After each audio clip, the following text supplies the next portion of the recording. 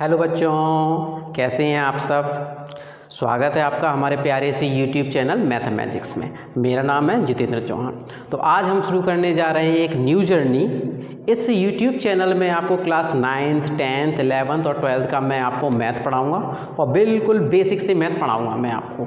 अगर किसी स्टूडेंट के मन में ये आ रहा है कि उन्होंने 9th नहीं पढ़ा है या उन्होंने 11th में पढ़ाई नहीं कर पाई है किसी भी कारणवश, तो उन्हें टेंशन लेने की बिल्कुल भी ज़रूरत नहीं है। सारी अगर बेसिक चीज़ें मैं आपको सिखाऊंगा और इन फ्यूचर अगर किसी भी क्वेश्चन में कोई नई बात आती है या आपके प्रीवियस क्लास से रिलेटेड कोई भी क्वेश्चन चीज़ें आती हैं, जैसे अगर मैं 10th अभी पढ़ा रहा हूँ फॉर एग्जांपल, जैसे आपको HCF मैं बताऊँगा, तो अगर आपको HCF नहीं आते तो मैं आपको ये भी बताऊँगा कि HCF क्या होते हैं, LCM क्या होते हैं, यानी कि सारी बेसिक चीज़ें मैं आपकी इसमें क्लियर करवाऊँगा। तो फिलहाल इस यूट्यूब चैनल में हमारे फर्स्ट जो लेक्चर होगा ये क्लास 10th मैथ का NCERT एक्सरसाइज 1.1 है। तो चलिए शुरू करते हैं।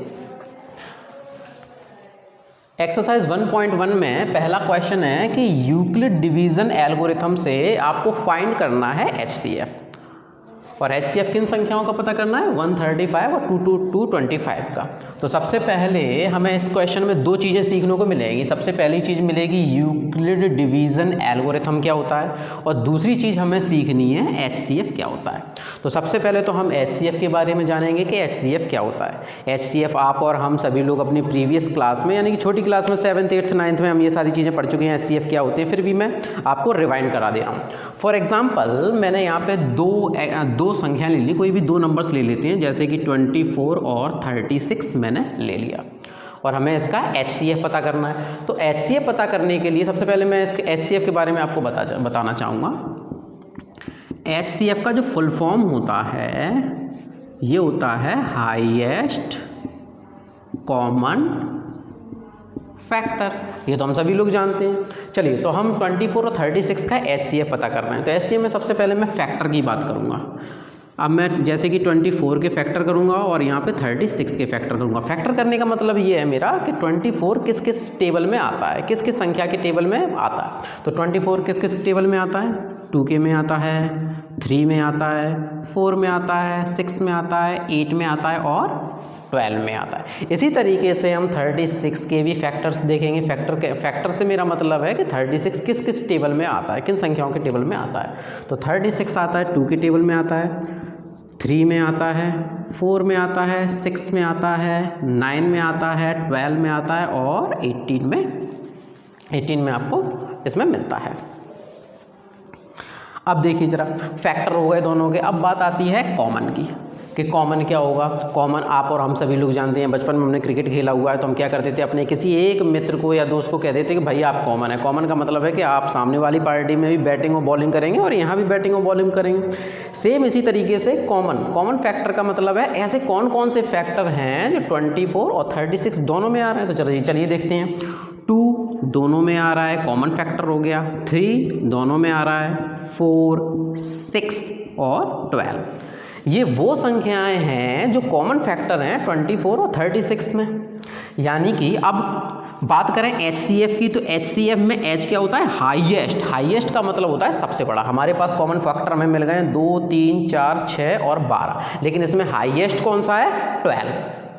तो यानी कि अगर हमें तो 24 और 36 का HCF चाहिए होगा तो HCF हमारा क्या हो जाएगा, ये 12 हो जाएगा, जो कि सबसे बड़ा कॉमन फैक्टर है। तो ये हो गया HCF निकालने के लिए हमने जो प्रीवियस क्लासेस में दो तरीके पढ़े थे। पहला हमने पढ़ा हुआ था फैक्टर मेथड, जैसे हिंदी में गुणनखंड विधि भी कहते हैं, और दूसरा हमने पढ़ा था डिवाइड मेथड, भाग विधि कहते हैं। प्रॉपर तरीका HCF निकालने का क्या होता है, ज़रा ध्यान से देखेंगे कि हम 24 के फैक्टर करेंगे।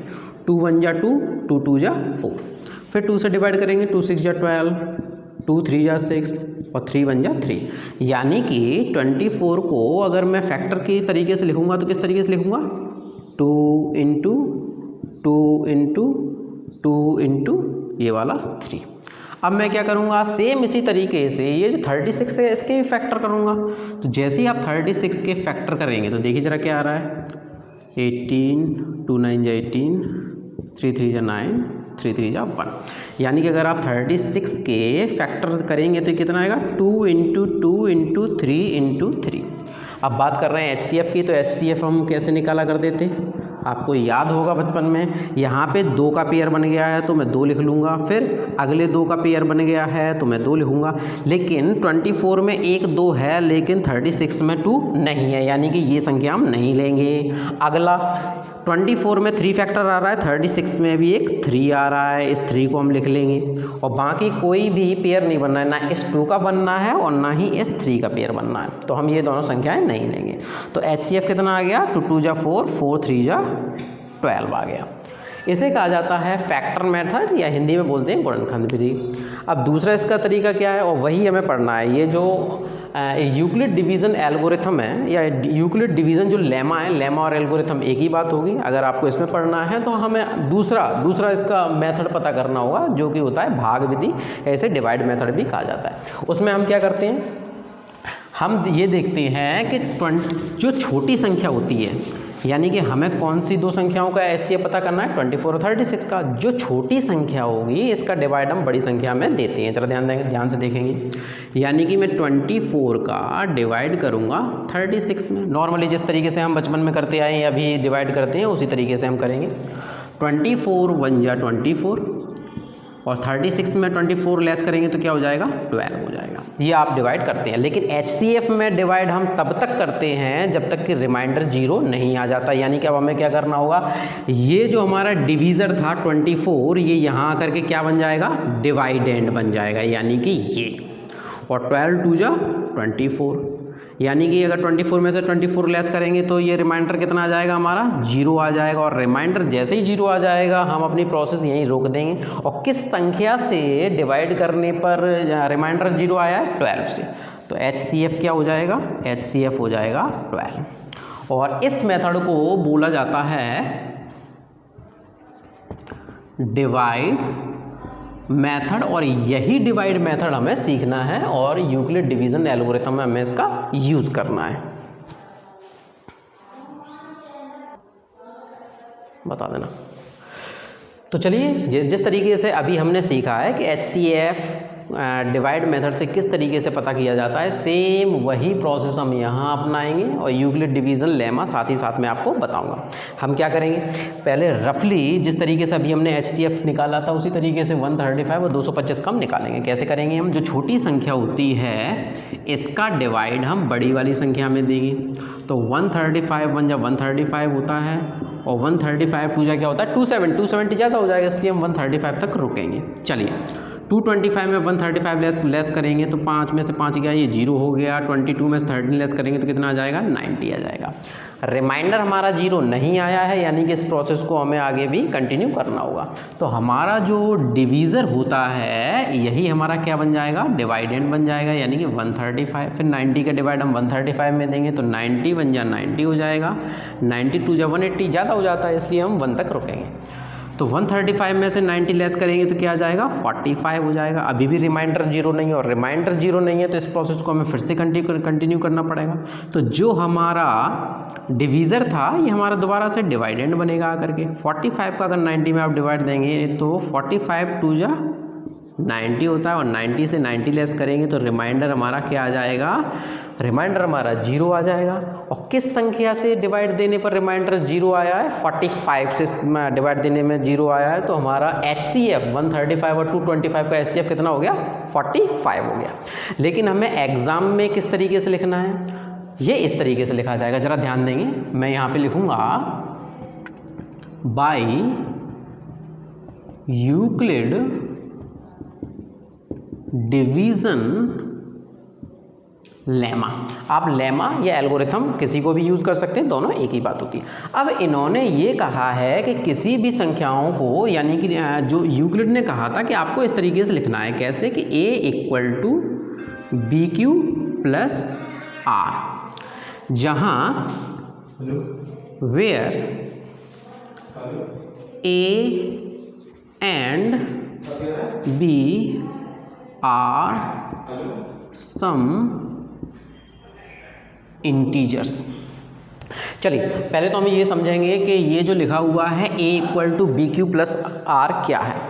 A यानी कि यूक्लिड ने ये बताया कि जब आप दो संख्याओं का डिवाइड करते हैं तो उन्हें इस तरीके से भी लिखा जा सकता है, dividend equal to divisor into quotient plus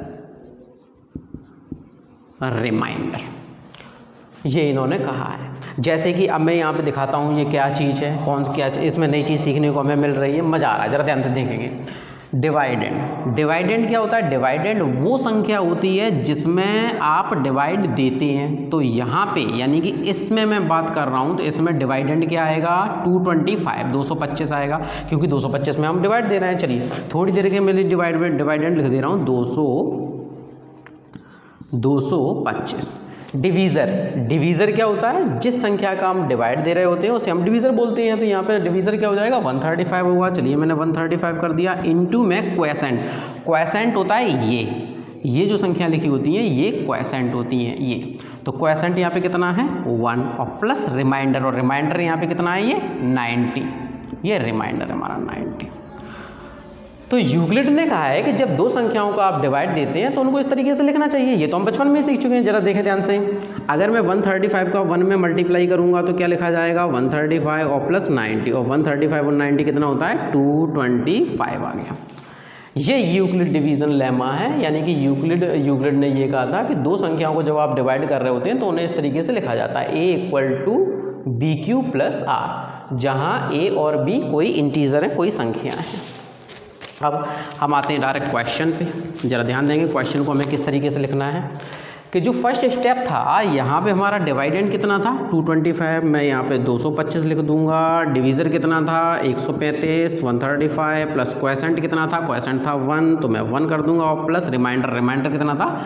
90। अब आप जानते हैं कि रिमाइंडर 0 आया नहीं है, मैं यहाँ पे लिख दूंगा remainder is not equal to 0, then इस प्रोसेस को हमें दोबारा से फॉलो करना पड़ेगा, यानी कि डिवाइडेंड अब हमारे लिए क्या हो जाएगा? 135 हो जाएगा।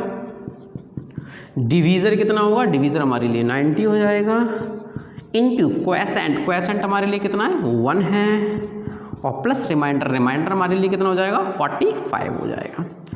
तो फिर से मुझे यहाँ पे लिखना पड़ेगा remainder is not equal to 0, then हमें आगे से फिर प्रोसेस फॉलो करनी होगी, यानी कि अब डिवाइडेंड को कितना होगा थर्ड स्टेप में? तो डिवाइडेंड हमारा कितना हो गया है? 90 हो गया है। तो मुझे यहाँ पे 90 लिखना पड़ेगा, इक्वल टू डिवीज़र कितने का डिवाइड दिया है आपने? 45 का दिया है, तो मुझे यहाँ पे 45 लिखना पड़ेगा। इनटू क्वेसेंट कितना है?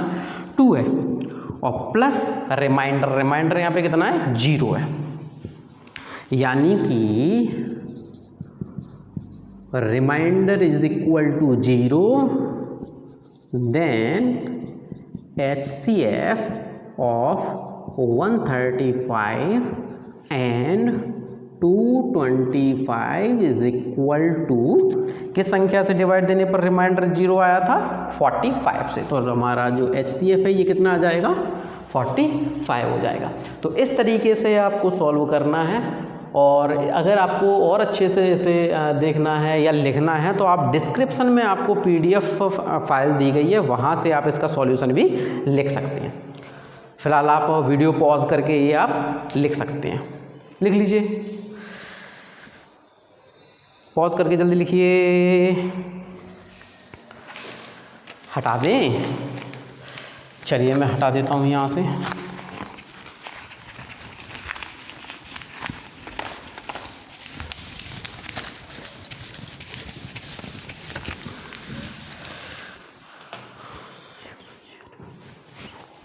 अब बंद कर दियो ना, पहले